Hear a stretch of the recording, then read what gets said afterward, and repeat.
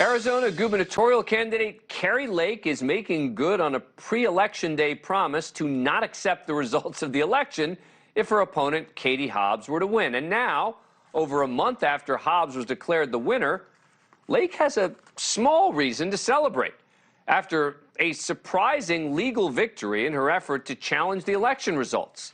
Now she'll have a trial that starts tomorrow.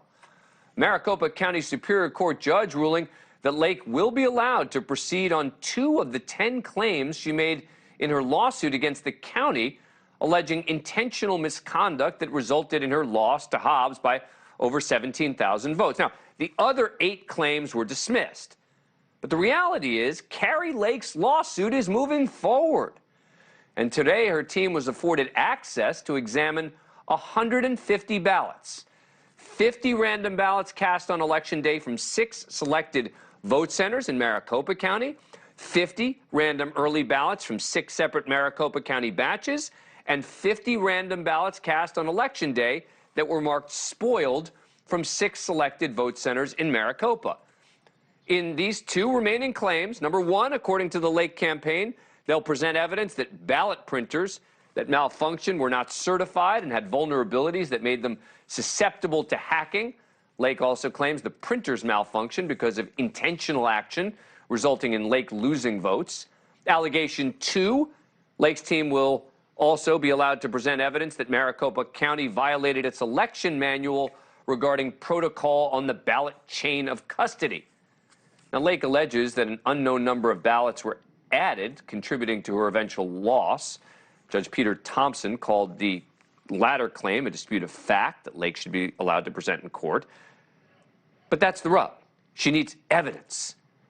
Speaking earlier today at Turning Point USA's America Fest, Lake declared victory already. Christmas came early yesterday.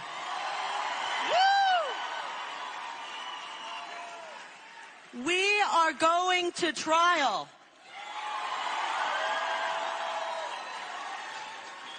This is so historic, and you know what? I couldn't have done it without you. You did it, and yesterday we got great news. We're taking these bastards to trial. Except these allegations are in no way proof of any wrongdoing by elections officials in Maricopa County or anywhere else. But rather than dismissing it outright, Lake's team is getting an opportunity to review those 150 ballots to potentially bolster her allegations.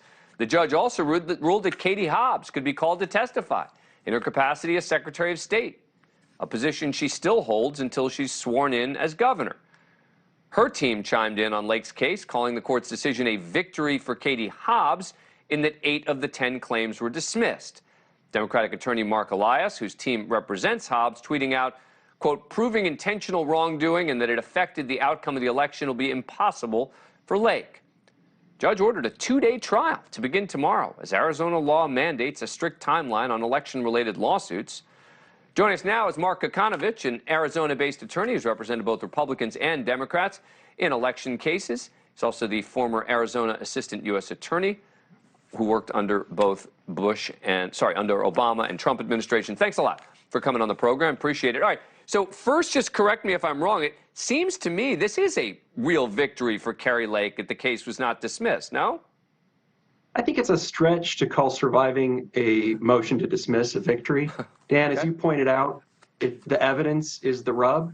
And just because you survive a motion to dismiss doesn't mean that you're going to win. It just means that you get the opportunity to produce evidence in court that the judge has to decide whether or not they met the standard. And as you pointed out, the standard in these election contests is exceedingly high. Very, very difficult to overturn an election. You have to show, in this case, the plaintiff, Kari Lake, has to show that there were intentional acts by individuals that are covered by the statute that tampered with these printers, and that tampering actually impacted the outcome of the election.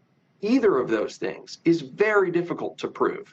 And we've seen no evidence that would be anywhere near sufficient to prove that yet. Of course, they'll have their day in court, and that's what the court is for. It clearly is a political victory for her, and possibly a fundraising victory for her to continue to raise money. Thank you for watching. Go to newsnationnow.com to find NewsNation on your cable provider. And don't forget to click the red subscribe button below to get more of NewsNation's fact-driven, unbiased coverage.